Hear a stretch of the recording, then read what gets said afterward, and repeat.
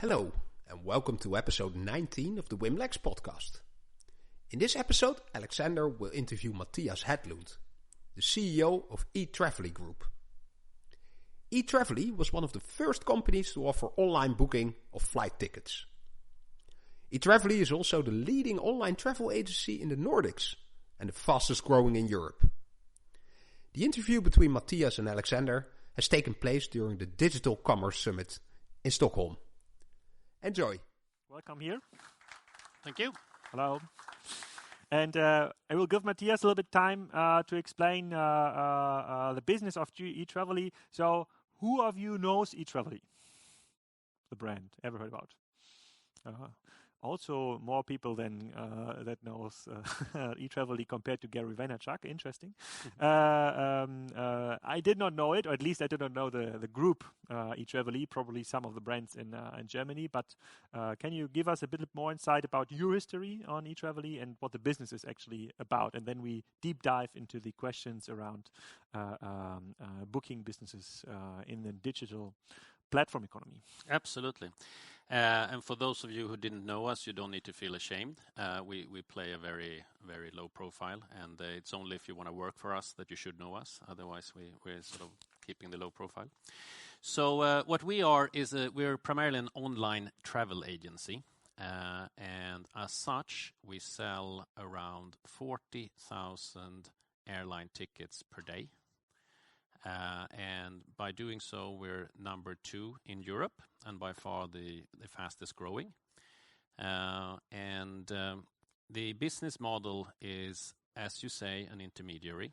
So if you have the consumers on one hand, most consumers goes to meta search channels today, price comparison sites. In Sweden, that is flygresor.se and Momondo. Around the world, that is primarily Skyscanner and Kayak. And then they come to an OTA, and the OTA gets their air content from global distribution systems like Amadeus and Sabre, but also increasingly directly from airlines and through other content aggregators. And then, of course, some consumers go directly to the airline sites, etc., etc. And the reason why you end up going to a meta search site instead of going directly to an airline is because you get a greater range of offer, and also the price comparison pushes the price down. So in absolutely most cases, you actually find cheaper tickets if you go to the meta search than if you go directly to SAS.se or whatever. And we're, as you heard, in a bit more than 70 countries, and our head office is here in Stockholm and Uppsala, and then we have a large office in Athens, and we have outsourced customer service mostly to India. And our whole company is geared towards striving in this very low margin, price competitive, totally transparent world of the meta search engines and price comparison sites. And that was the big shift for us when we, as a strategy, made a total strategy shift in 2014-15. That's also when I came in to become CEO of the company, where most people before had gone directly to the online travel agency, searched in Google, etc., and then started to go through the meta search engines, because basically we earned 80 euro per order when people came directly, and we earned 10 euro per order on average if they come to meta, and a lot of people went to the meta. So the whole thing became about really being competitive in that environment, and in order to be competitive in that environment, you have to earn more, you have to have more revenue than your competitors, you have to cost less, and you must be much more analytical than your competitors. And we geared the whole company towards that. So the company now, we sell for around 4 billion euros of airline tickets per year, and that ends up in the end as a little bit more than 60 million euro in profit, which is a 25% profit margin in if you take net sales to EBITDA. So it's a very high margin business for us. We're the only one in the industry in Europe that have that margin. And I must give you some right with your thumbs down, because it is a very tough spot to be in, because the meta searches, of course, have a very strong bargaining position, and the airlines and the GDSs becomes also more powerful. And thereby, if you look at the 10 top OTAs OTAs is online travel agencies in Europe. Last year, 2 went bankrupt, and 5 decreased in growth, and us plus 2 other had increased. We've had around 30% CAGR the last couple of years. And the difference is really about understanding that as a provider, we become more and more an air content fulfillment provider, doing the really complicated work of compiling flights and being extremely commercial around that and being extremely analytical. I used to work for Klarna, and I picked up a lot of things from Klarna in terms of the whole way of dealing with credit risk that Klarna does, for example, is quite applicable to the way we price tickets. So, for example, if we sell a ticket from Stockholm to Barcelona, we will price it very differently depending if you travel alone or if you travel with a family and so on, because your propensity to buy add-on products like luggage, seating, etc. is very different. If you have a family, you want to sit next to each other, you're likely to have a luggage. If not, you travel yourself, you're traveling light, you don't buy the add-ons. Hence, you have to pay more for the ticket. And this was just one out of 50 variables to understand how this is all machine learning. So the reason why we are more successful is that we compete against travel agencies trying to go tech, whereas we are tech happen to be working with travel. So you can see the same thing in many other industries, I think. So let's approach this from like different directions. Maybe let's go first from the customer direction. You have like I saw here on the screen seat24.de. Obviously, it's brand active in Germany, and überflieger.de. So, what is your approach of getting me on your platform instead of letting me going to Google Flight Search, for example? How do you get me on your platform? Okay. First, I have to explain. You see flygresor.se, and since we're in Sweden right now, most of you know this brand. It's the leading meta search here in Sweden. We own flygresor.se. We acquired that in 2014. And the reason why we did that was to learn how to cooperate the absolute best with other meta search engines out in the world, like Skyscanner and Kayak. So out of this 60+ million euros that are created on all these brands, it's only 2 that is created from Flygresor. The rest is created by the online travel agency brands. And to answer your question, for us, it's really about the metas taking in the traffic, the metas going into different markets, and we making sure we are competitive in the meta. So it's actually Skyscanner and Kayak that is competing versus Google Flights or OTA Direct or airline.com. And within that environment, we have a big market share in many markets, and we grow and win market share in that. And the reason why we do that is because we're cheaper. Because when you come to a meta search site, 9 out of 10 will pick the lowest price, not the lowest priced itinerary, because you might want to have a direct flight, you like a certain airline or whatever, but once you made that choice, 9 out of 10 pick for price. So basically, the reason why we have all these brands is shelf space and being able to have different strategies in pricing and content, etc., between different brands. Brand loyalty to us is none. So this is a very clear strategic choice. So it's a quite different strategy. And you can imagine the first time you go to the board and say, like, no, we're not going to invest in brands, and we're going to be more of a back end and being operational excellence. Because the brand affinity is to the meta search. You either like Mondo or you like Flygresor, or to the airline, you either like Norwegian or Qantas. So we are the transaction engine in between, and we're trying to perfect that better than anyone else. And why are you able to give like a better price to the meta search than the airline is able to give? So essentially, you're not running your own airline, so you have to buy the assets, the shelf space from somewhere. Yes. So why are you better in doing this through the meta search than KLM or whatever SAS is able to do this? We are much more tech advanced than the airlines. The airlines are primarily airlines that do a little bit of tech, And everything from API integration to revenue management, pricing of ancillaries, knowledge of different customers' behavior, etc., we're superior.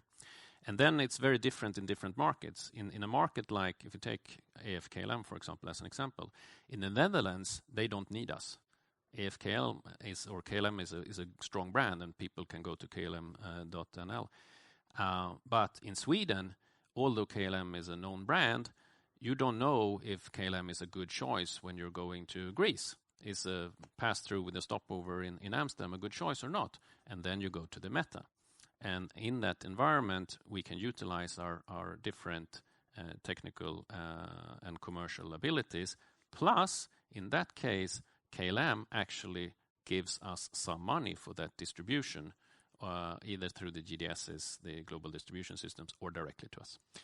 Okay, I got this from the perspective, and this is what Georgie from Chinweek also said, that he never saw one business with an analog DNA ever able to compete with a pure play business or in the platform economy, though nobody was able to transform its business. So I got this when we were looking into the airline business model, but you have described that a lot of OTAs are struggling, so decreasing revenue, going out of the market, and you're kind of an OTA here. So what differentiates you compared to the OTAs that are struggling then? I think there are many things. It is we can start with strategy. We are fully focused on flights.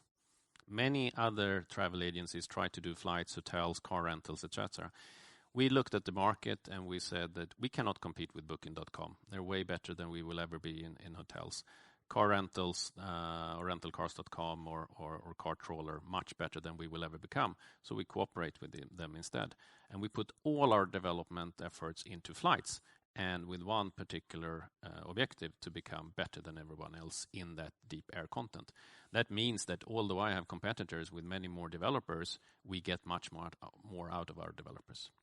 A second thing would be our execution. We are much faster than competitors. We are extremely fast in making decisions and implementing. So if a change happens in the industry, we probably react to it on the same day, where it can take competitors a week or in some cases months, both because of technical abilities, but also just because the way the company operates. I would say that personally, I make much less decisions as a CEO than the typical CEO of a company of this size, because distribution of decisions based on a very clear strategy and culture. That's cool. It's cool to have like the execution pattern again here. So some of you might remember it from the initial speech, and from the Chinweek speech, and from the Amazon workshop. It's all about execution. Okay, I got this. But is there like if I look like from a bird's perspective on the market, the 60 million in EBITDA you're taking out of the market. So all the other stakeholders in the system do want to save money. So you're maybe very, very efficient. So if I was Google Flight, for example, or one of the main metas in the beginning, I would think about, okay, how can I optimize my business? Can I get into that business? So aren't you afraid of having a Kayak, Google Flight, or others going a little bit more deeper, vertically integrated with the airlines, or doing exclusive deals, for example? So shelf you don't get access anymore, and therefore you can't earn any money out of it. No, I think it's a very good question, and all the things you mentioned already happens. So it happens when we are growing, and this is of course the ambition of anyone else to tap into that pool, because we have higher margins than the other ones. But I think the key thing for us here is really that we need to be wherever the consumers are. Because we are not the brand, we are about air content to the lowest price, and all the very hard job to create that. And that means that when you bring up Google Flights, for example, most people would be afraid of Google Flights and say that and the metas are very afraid of Google Flights, and I just see it as another distribution channel. And we have been courting Google Flights for the last 5 years. You know, this is a project that has been going on for almost 10 years now. And Google Flights is rather big in the US. It's starting to pick up in the UK and Germany, but otherwise it hasn't really developed. And the reason why it hasn't developed outside of the States, is because it's been too simple. It's been focused on airline.com and very simple itineraries. And in Europe, with all the different nations and all the different carriers, it's much more complex. So as late as a couple of months ago, Google Flights called us and say, we need help in Europe. We need your content in order to get Google Flights to become more attractive in Europe. So we're soon going to get out on Google Flights in Europe, and that will drive Google Flights growth.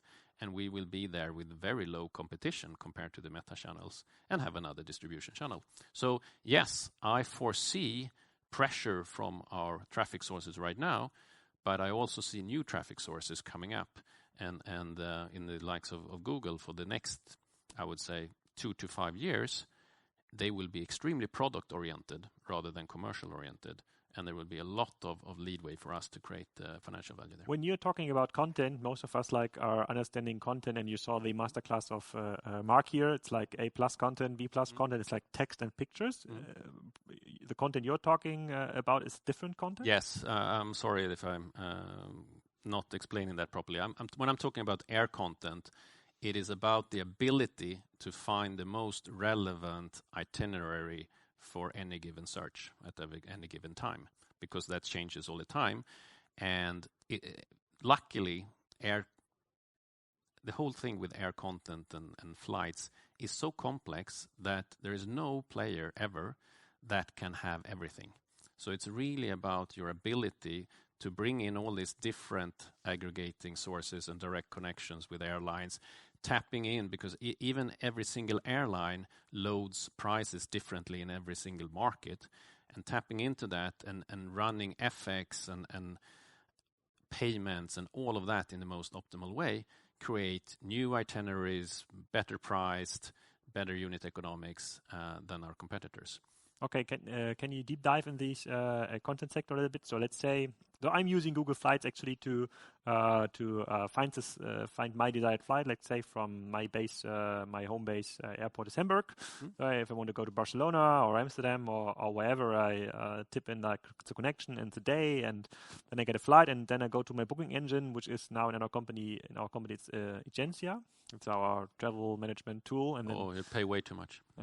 Yeah, maybe that's a discussion we can postpone. So I will forward this, of course.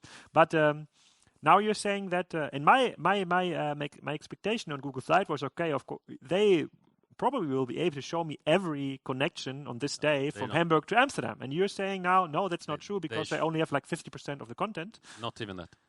Not even that. Not even that.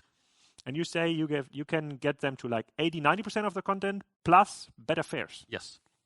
They're not able to do that themselves. No.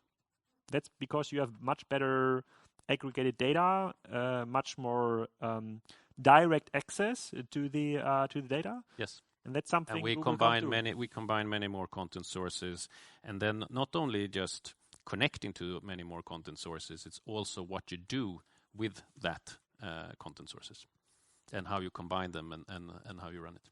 And if you're going, let's look at Kayak, for example, and you're saying Kayak is one of your main distribution channels.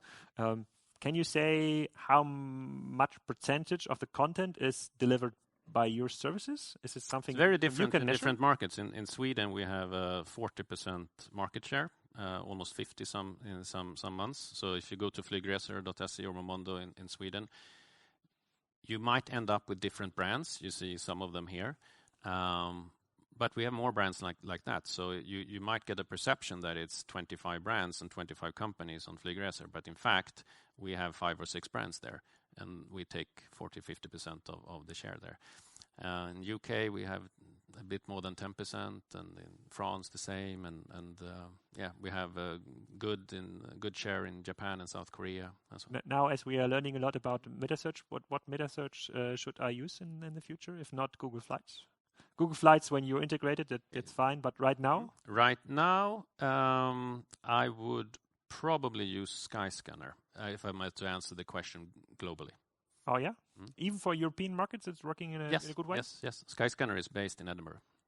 Ah, okay. Yeah, crazy. But again here, like in a game theory environment, so I totally go with your approach of helping Google Flights here out, because it's like, especially because you're realizing that they're not pushing on the margins within the next, let's say, 3, 4, 5 years, because they want to build the product and the customer experience and then attract more customers, blah, blah, blah, blah, blah. But then we are in a situation where they are getting more and more control over the customer. And what we've seen with other intermediaries is those intermediaries help them to structure content, price comparison engine. And you are doing it more or less in the same, from my very naive observation, in the same way. And don't you fear that, like, in 4 years they want to get rid of your services, or would you say no? In 4 years we have like developed so many different other services that it's going to be a new business model? A bit of both. I think they definitely will strive for that, and we see some attempts to do that. But I do think it's important to understand that if you start being a price comparison service, the consumer have the thought that you actually have the market there, and if you then decide to take all of that and run it yourself, you basically remove competition from it. What will happen then is that the price comparison sites next to you will have lower prices, because they have all the access from all the other content providers. So you will lose market share versus the other ones. So it is a prohibiting factor for you to move from a price comparison model to a one-stop shop travel agency type of model. So that's holding it back. But I also think that it's really important for us not to be so meta dependent as we are right now. And just to give you a taste, that companies like Booking.com, Airbnb, they are right now very focused on accommodations, but both of them have clearly said that they are going to be flights, experiences, rental cars, etc., etc. And Booking.com already own companies in all these verticals except flight. And of course, as the clearly leading company right now and fastest growing and most profitable and so on, it's very likely that we will be the provider of that content for at least one of them. Crazy. I'm a little bit surprised, because it's the first like success case in 2019, even in 18 and 17 and 16, from an intermediary. So it's impressive. It's a very impressive story. But I'd like to change the approach here. Let's forget the customer for a minute. So if you're like an airline CEO now, it's like, no, it's not it's still an airline and not tech company. So what would your advice be for this like airline CEO? What would be your next step in terms of getting rid of Google Flights or whatever? What would you do? I think most airlines need to get away from the prestige of being an airline. It's still too much of, although we as passengers, we don't feel it's like, Catch Me If You Can with Leonardo DiCaprio. He comes with a pilot and it's really nice, old 50s and pastel colors and so on. We don't feel that when we sit on a Ryanair plane, right? But the airline executives, they still feel that they run such a business. And that's stopping them a lot. So they should, if I was a CEO for an airline instead, and I wouldn't choose that, I actually rather have an intermediary role, I would definitely invest much more in tech in order to get less dependent on tech players like ourselves and be able to choose more, because the airlines are running on very old tech and thereby have limitations to separate their distribution. So frankly, airlines pay us too much for certain parts of traffic and filling their seats, and they should pay us more for others, but they cannot even steer it well. And so I would go down much more granularly in tech and thereby be able to improve my margins and volumes. So can we elaborate a little bit on the Ryanair example? So if I flew Ryanair only once in my life, it's not like very popular in the Hamburg airport, obviously.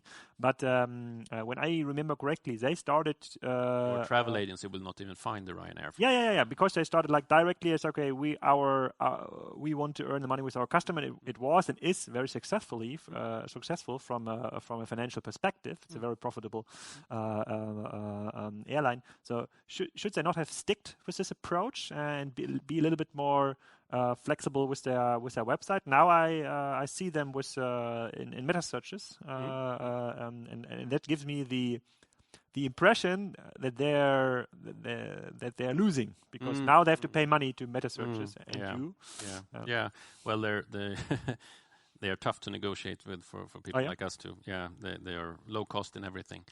But the thing is with the airline industry is a very difficult industry, and that's why I don't particularly like to be an airline CEO.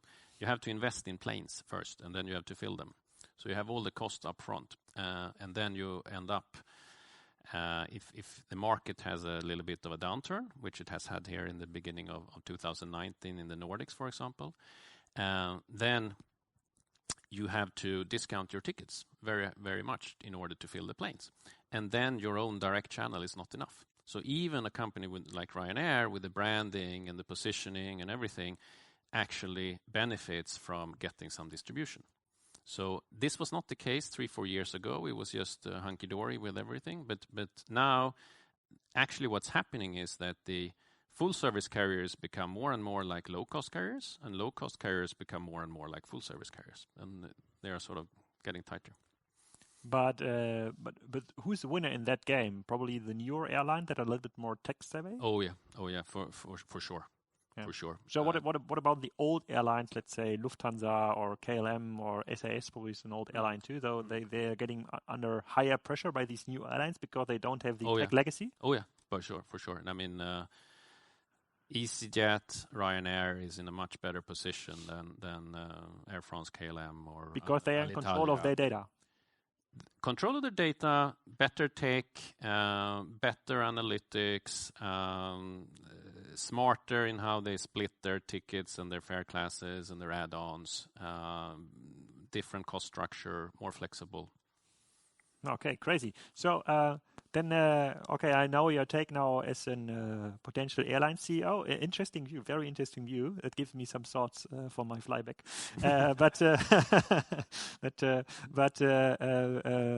Then let's move to the other meta searches. So like Check24, for example, in Germany. So what they are doing right now, it feels like they are opening up a new category every week. Yeah, flights, hotels, cars, dogs, whatever you can rent. And so, if I understand you correctly, if you would be CEO of such a company, you would reduce it to the categories where you do have control.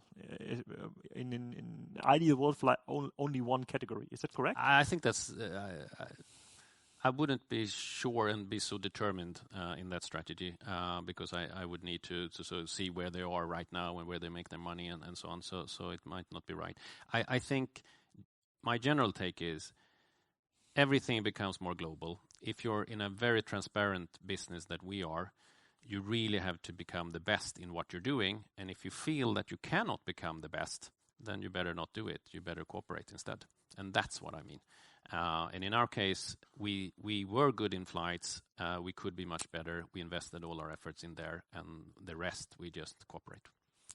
There's so many game theory questions popping up in my mind, but we're running a little bit out of time. So maybe one last main question for me. So this is like a meta search here, correct? Which is like an exception because usually you're doing the content providers, so to say. The biggest brand is not actually out there. It's GoToGate. That's where we have 50% of our sales around the world. But as an end consumer, I don't even see it because it's only a content provider, right? GoToGate, if you go in Skyscanner in the UK, for example, you will end up in GoToGate very often. Okay, but wouldn't that, because you're so successful in providing this content, wouldn't it make sense from a game theory perspective to open up more meta searches in other countries just to earn some extra money by luring in new customers? The problem is that this one is really brand and consumer driven. So in order, for example, to make Überflieger to be reckoned with in Germany, you would need to invest so much money. And anybody know from the German? There's some Germans here. Anybody heard about Überflieger ever? No.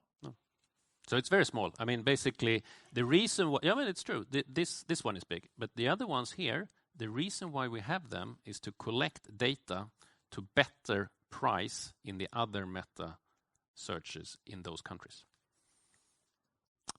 Incredible. So you are the winner in the platform economy in when it comes to flight price comparison. It's interesting take. Gives me a lot of shots. So, but I've a couple of questions left, but I will give you the opportunity here if there's any questions you want to ask. It's Niels.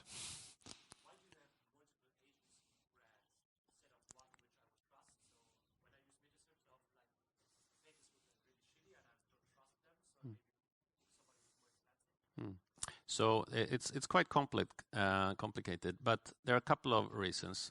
One has to do with air content. You want to differentiate different results that you deliver from the different online travel agency to the meta in order to get maximum coverage of different contents, because otherwise you get limitations from the meta and so on. So thereby you basically add shelf space. Then you also want to, because there are so many factors affecting price, and the most important one actually is to know about what your competitors are pricing. So we spend a lot of time making the machine learning understand how the competitor is pricing. And therefore, when you build that down to different buckets of pricing and trying to get down to the individuals, you also get a better coverage if you have multiple brands. So 2 or 3 brands we would like to have if the metas allow us to have that. And of course we have good arguments because overall we create lower prices. So you're totally right. We sacrifice a bit of brand loyalty in that, but 9 out of 10 still choose on price. So we rather go for the shelf space. Any more questions? I have one. The 600 people you're employing here in Sweden or in Switzerland. So how are they divided through departments? How many developers are there? How many? You obviously don't need too many online marketing experts. No, it's very funny. I was thinking about when we had those master classes here, if I should sort of go, and I was like, actually, I don't think I have even one SEO in the whole company. And that might be a reason why Überflieger is not known. Yeah, exactly. Yeah, true. I mean, it could be a little bit more there, right? But it's focus again. Maybe we should have one, right? But it hasn't been a focus. Probably have 1 or 2 on SEM. But I have 30 that doesn't do anything else than optimizing pricing in the metas. So it's a very different game. And that is on top of everything being machine learning driven. Take 130 maybe out of those 600. Then in Stockholm in your offices? Gothenburg actually, and Athens. Okay.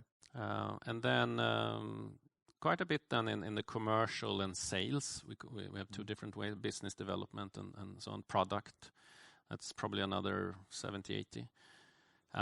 Quite a big finance department, handling 70 markets. FX is huge for us, cash management, payment is big, fraud is big for us. So and then operations, of course, customer service. Yeah, and if you break it down on let's say EBITDA quarter, it's not that big. The absolute EBITDA is big, but if you're like doing 1 or 2 tiny mistakes in the whole machinery, so it could be like you have to spend another 100 million just for the mistakes. Yeah, and you have to remember that exactly, because if you have 4 billion, you run up there and it just becomes 60 million in the end. Yeah, of course you have to make things right there. Yeah, that's very impressive. So, what is like your you became CEO 4 or 5 years ago of the company, and took it to a like kind of global level. So, what is kind of the next step here in the game for you? You're growing like 30% year on year. 30% year on year. Yeah. Now, but the next step, I mean, we're owned by private equity. And I think that's, we asked about one of the reasons for success. I think that's been a reason for success the last couple of years too. We actually sold twice. For you Germans, we were owned by ProSieben Sat.1 for a while, between 15 and 17. Before that, the Swedish private equity. Before that, the Norwegian private equity. And now with CVC Capital Partners, the largest private equity fund in Europe. So, of course, we're going to sell again. That's the whole mandate, right? And it's about making this even more a tech company in order to defend multiples and being more global. We're still too European. Europe grows too slowly to defend this 30% growth going forward. So we're investing a lot outside Europe right now.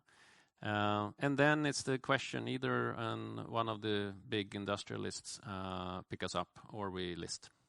Why would a private capital, a private equity company sell such an asset growing 20% a year, being profitable in these financial environments?